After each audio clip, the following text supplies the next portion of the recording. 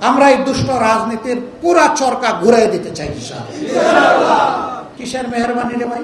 আপনার মূল্যবান ভোটের আমানত যে নিবে, যে কবুল করবে, এটা মেহেরবানির ব্যাপার নয়, এটা তার চৌকিদারের ব্যাপার। জনগণ আপনার বস আর আপনি তাদের সার্ভেন্ট।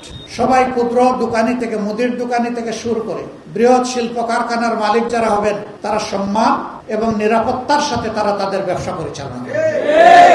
বিদেশিরা যারা এই দেশে বিনিয়োগ করতে আসবে, তাদেরকেও সেই একই সম্মান এবং একই নিরাপত্তা বিধান করা হবে ইনশাআল্লাহ।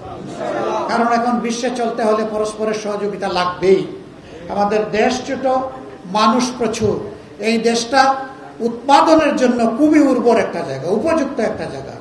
শুধুমাত্র দুষ্ট রাজনীতির কারণে বিদেশ থেকে মানুষগুলো এখানে এসে বিনিয়োগ করার সাহস পায় না।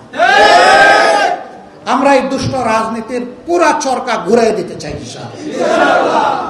এইভাবে একটা স্বচ্ছ সমাজ কায়েম করা আমাদের অঙ্গীকার। আর অনেকগুলো অঙ্গীকার আমাদের আছে। অনেকে যখন বিভিন্ন জায়গায় যায় তখন বলে যে আমাদের একটা খেলার মাঠ নাই, একটা পার্ক নাই, এই ড্রেনটা এইভাবে মজে পড়ে পচে দুর্গন্ধময় হয়ে গেছে, এটা দেখার কেউ নাই, সড়ক ভেঙে টুকরা টুকরা হয়ে আছে, এটা রিপেয়ার করার কেউ নাই। আপনারা মেহেরবানি করে একটু দেখবেন। কিসের মেহেরবানি রে ভাই?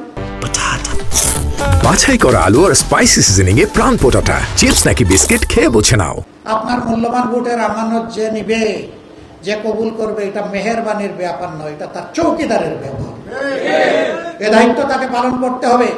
এই দায়িত্ব পালন করার মানসিকতা যার নাই, জনগণের ভোট চাওয়ার অধিকার তার নাই। মেহেরবানি কেন? এটা আপনার ডিউটি।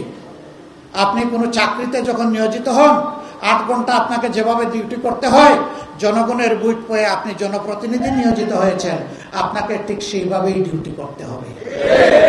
আপনি মনে করবেন না আপনি বস আর জনগণ আপনার ক্লায়েন্ট, বরঞ্চ জনগণ আপনার বস আর আপনি তাদের সার্ভেন্ট। সেইভাবে আপনাকে নিতে হবে। বাংলাদেশ জামাত ইসলামী এমন একটি দেশ, একটি সমাজ চায়। এই সমাজের জন্য আপনারাও কি প্রস্তুত?